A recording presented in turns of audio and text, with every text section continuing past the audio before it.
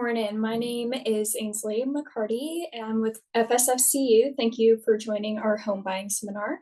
Today, we have the privilege of having Nathan from True Home Solutions. He spent the last 15 years of his career trying to help members across the country find the right solutions for their long-term needs. Nathan hopes to bring a new perspective to home buying experience and into your home of your dreams.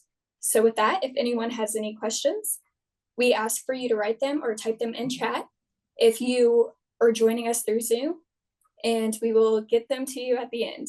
Nathan, I'm going to hand it over to you. Awesome. Thank you, Ainsley. I appreciate it. And I'm going to share my screen here and we look forward to chat with everybody. And thank you again to the Fort Sill team. We really love the partnership. And so I'll tell a little bit about who I am and what we do and kind of how we can help you as a member with buying a home in 2024. So it's definitely a challenge. And so we want to walk through on some of that. So I'm Nathan Sinmieri. I'm the manager of client acquisition and success here at True Home Solutions. And True Home Solutions is the mortgage partner of Fort Sill Credit Union. And we are a mortgage QSO, which simply means that we only help credit unions across the country. We were formed in 2004 and we just celebrated 20 years. And our ownership is comprised of 4 credit unions, and we serve credit union partners across the 50 states. With that being said, there are several challenges when it comes to buying a home these days, inventory being one of them, and these updates to the NAR is another one. So we'll talk through just a little bit about that briefly, what that means as you're looking to buy a home and what that looks like for you in 2024. Essentially, two of the big changes is that you used to be able to just call up a real estate agent and go see a house with them, and they'd be able to show you as many homes as you wanted. The new laws require that you sign an agreement to meet with a real estate agent. So if you hear a real estate agent asking you, hey, I need you to sign an agreement, they're not lying to you. That is the new plan moving forward. So again, not anything crazy. It actually makes for a better transaction for the buyer and for the seller. One other thing is that buyers and sellers will negotiate compensation directly with their agents as opposed to just putting a number out there and hoping that somebody can meet it. So what this does is it creates a more transparent and a better buying and selling experience for both the buyer and the seller. So again, just a few things to be aware of. If you bought a home 4 or 5 years ago, even 2 years ago, these things weren't in place and you may be wondering, why do I have to do this anymore? But this is why. So again, as you're thinking about buying a home in 2024 and maybe even 2025, these are just several things to be aware of. So ultimately today, the point of today is to show you how to get your offer to the top of the pile. Inventory is low. Sellers have a lot of options right now from a lot of buyers that want to buy with the inventory that's low. So when a seller places their home on the market, they know there's going to be a lot of offers. So what we want to talk through today is how to get your offer from the bottom of the pile to the top of the pile and hopefully get you into the home of your dreams. So some things to consider when you're buying a home. Purchasing a home is an investment. You have to know that going into it. As in any investment that you have, there will be ups and there will be downs. Just know that when you go into buying a home, it is an investment. With the cost of rent continuing to increase, it is still a very good time to buy a home. Even with rates as high as they are today, it is still a great time to buy a home. Now, something to consider. A lot of people will tell you, go out there and get a pre-qualification. Just go out there and go online, find out a pre-qualification. I would tell you that pre-qualifications are not getting accepted when you're putting an offer in on a house. You want to get a pre-approval. And what we would love to do is to walk through what that looks like and to how that looks like so that you can get a pre-approval. A pre-approval very simply means that we do more upfront to help you get to show what you can afford in a house. A pre-approval is going to require credit, where we'll pull your credit. It's going to require a quick verification of your assets and your income. And also, when you go to the seller and say, I have a pre-approval as opposed to a pre-qualification, they're going to know that you've put in some time and some research and, quite frankly, money to put an offer in on their house before you've ever put the offer in, because it costs to get your credit ran. It costs to do a pre-approval as opposed to just doing a pre-qualification. 3 things to consider when you're thinking about upfront costs. You're going to think about your down payment, your earnest money, and we'll talk about that here in a minute, and your closing costs. Those 3 things are going to be things that you're going to want to consider as you're getting ready to buy a home. Earnest money deposit. Let's talk about that for a minute. So in addition to having a pre-approval, that's number one, definitely have a pre-approval versus a pre-qualification. Your upfront costs with earnest money. You're going to want to put an earnest money deposit down.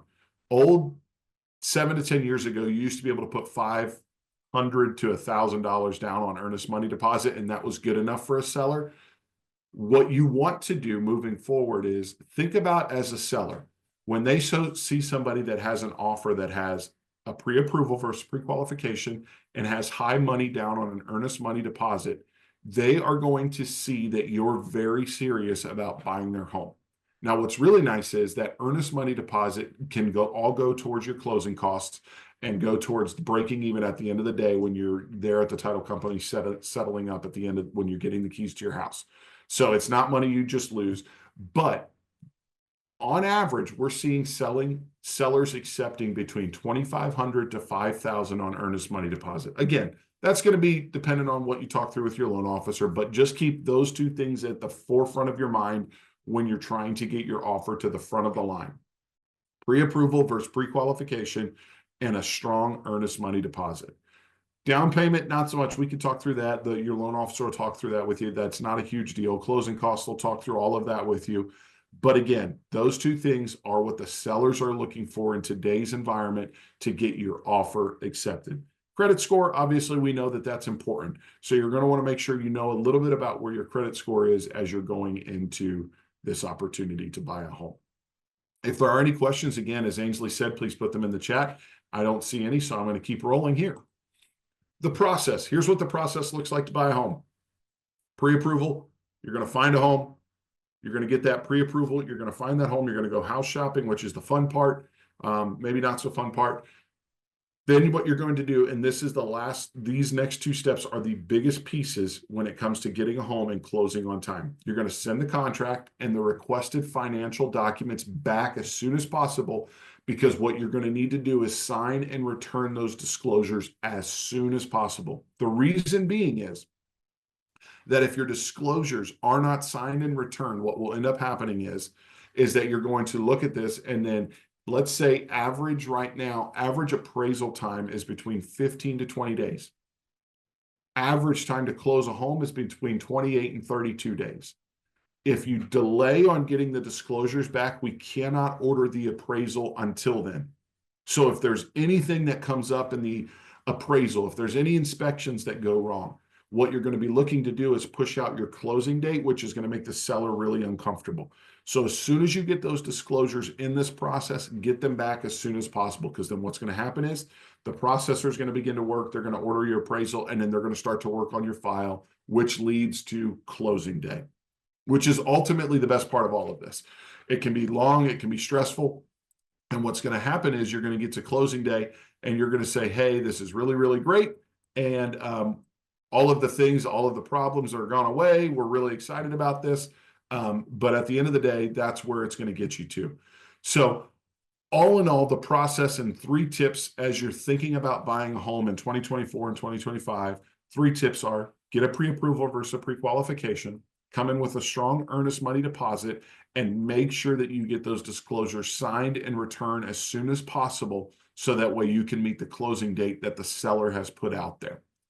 Those 3 things in today's environment, where there's not a ton of homes on the market, where there's not a ton of things available right now, those are going to get you into the home of your dream, so that way you can have the home and get your offer to the top of the pile. So I know I've thrown a lot at you. I'm going to pause and see if there are any questions. And if there are, you can feel free to put them in the chat and we can kind of go from there. But I'm going to just see if I think I got one here in the chat. Just give me 1 second. It's on a different screen. There we go. It says, how long is the pre-approval letter good for? That is going to be something you're going to want to talk to your loan officer for. Most pre-approval letters can be between 30 and 60 days. And at that point, you're going to want to talk to your loan advisor. If you want to go longer, typically there's a cost involved in getting a longer pre-approval, but most of them are between 30 and 60 days. Again, that's going to be dependent upon your conversation with you and your loan officer. So great question. Okay, it doesn't look like there are any other questions in the chat. So Ainsley, I'm going to turn it back over to you to see if there are any questions in person.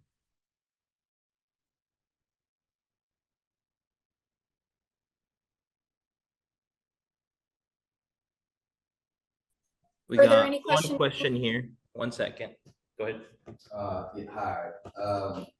I couldn't help but notice, Nathan saying something about, homes not being as abundant as once before, or just not at an overabundance or abundance of Yeah. homes. The information that I read and that I track, because I follow the stock market, everything is saying that not only the prices of homes are going up or have been the highest that it's ever been, there's been an overabundance of homes available. The thing that has decreased is the amount of people being able to buy those homes. My question to you is, I guess, which of the information is true? Is that you saying there's at least the least amount of homes? Are you saying that as like the natural US average, or like are you saying that specifically for Oklahoma with where you guys is located or built at or stored at or located? Yeah, I would say that's a great question, and thank you for asking that. I would say that overall, there is a national shortage of homes right now. So just to give you an idea, and I'm sorry, I'm putting up on the screen on how to get in contact with a loan officer. But what we're seeing is there's a national shortage of homes. So typically, what we like to see and what most economists like to see is about a 2.5 month inventory is what they call it. And right now, we are far below that, maybe about a month worth of inventory, where if every home sold that was on the market, it would be gone within a month. Okay. And that's a national average right now. And again, some of those numbers can be dated, but that's just what we're seeing. But overall, I think that there is, from what we're seeing, there are far more buyers than there are homeowners that are willing to sell. The average home and where I live is on the market for less than 72 hours. So just under 3 days from somebody to put a sign out in front of their yard until that offer has been accepted. Now, that number is climbing up here slowly, just given where I live, but the only reason is as you mentioned, homes and pricing is continue to increase, and it's harder for people to get into homes right now with inflation and all those things. But on an average, there's just not a lot of homes out there. And there may be, for example, there may be a lot of homes that may be not as desirable for a buyer right now. Oh, But okay. they're on a national average, the inventory is just very low right now. Okay. Thank you for answering my question. Absolutely. Yeah, great question.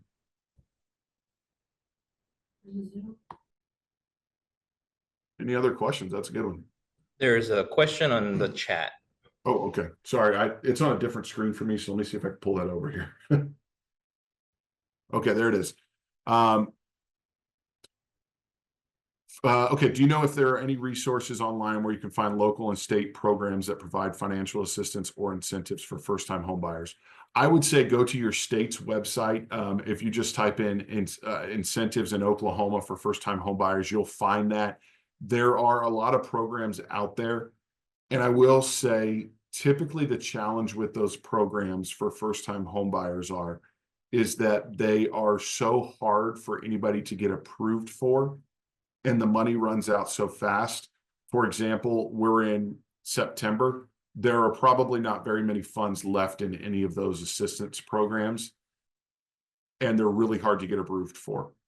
For example, we ran into one in one state where one member had to make less than $30,000, and they couldn't have a combined income above $55,000 for two applicants, but both applicants had to have a 720 credit score, which is very hard. So it was very unlikely for people to get approved. And then we found out that there were only $2 million that were available, which on average probably puts you at about 5 or 6 loans for the entire year. So there are a lot of programs out there. You would probably want to start doing your research for that now for next year, if that makes sense.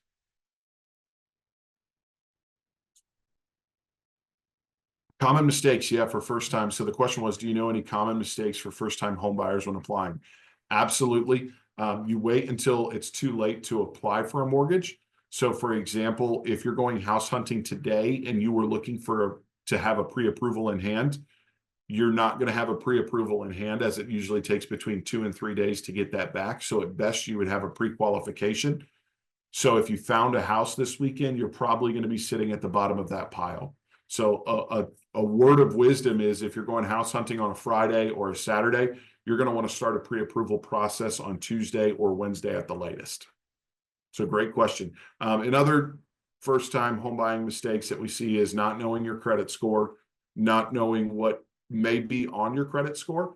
If there's old judgments or old, liens from a old medical bill or things along those lines, you want to know as much as you can before you start that process, so you don't spend money on a credit application and not be able to get approved.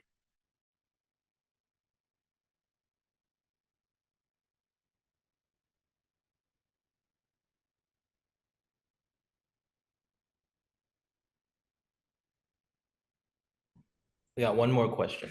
Yeah. Good afternoon. I have two questions, actually. The first one should be relatively easy. Who or where do we get the pre-approval from? Yep. So you're just going to go to Fort Sill's website, and you can see there's I think it's fsscu/mortgages.com/mortgages.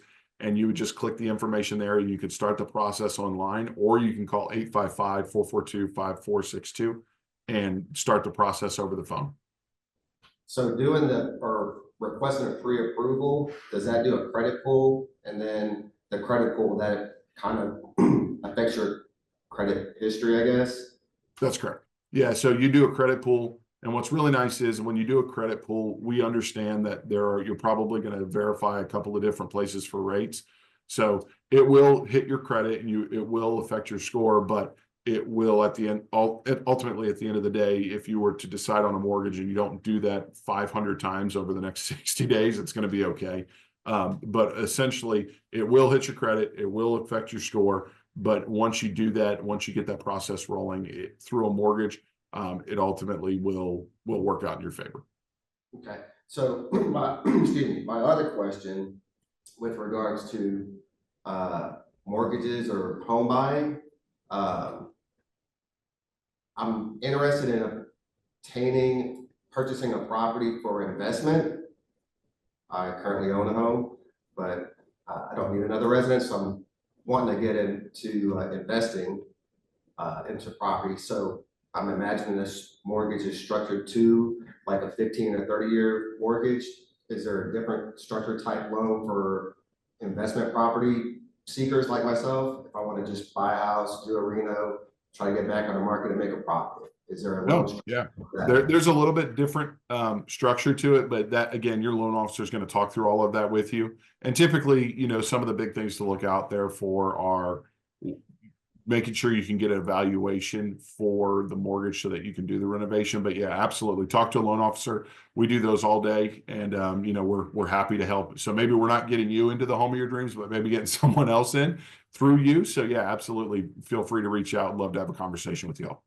So that's still considered structured as a typical mortgage loan, 15, 30-year term loan? Yeah, it's just an investment property, but yeah, absolutely. The rates are typically a little higher on investment properties. Just know that, but yeah. Thank you. And there was one question through the chat. Yep. Yeah, it says, are there ways to negotiate closing costs? There absolutely, you can talk through those with your loan advisor, but closing costs as it relates to from a lender are pretty set as to what that's going to look like. Now, there is a way to negotiate the seller taking on some of those closing costs, and that'll be a conversation for your real estate agent. But again, what the lender has pretty set fees as it relates to closing costs. But you can reduce some of that. And again, you can offset some of that if you're able to discuss that with the seller.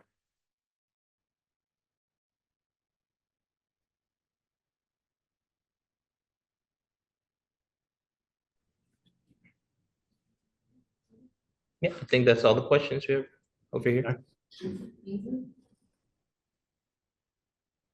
All right. Ainsley, floor is yours. Alrighty, well, that concludes the home buying seminar.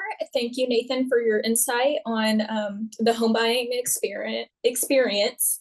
We would like to thank everyone who joined in person and via Zoom. If you are interested in continuing the next steps, just contact us and we'll assist you. Thank you.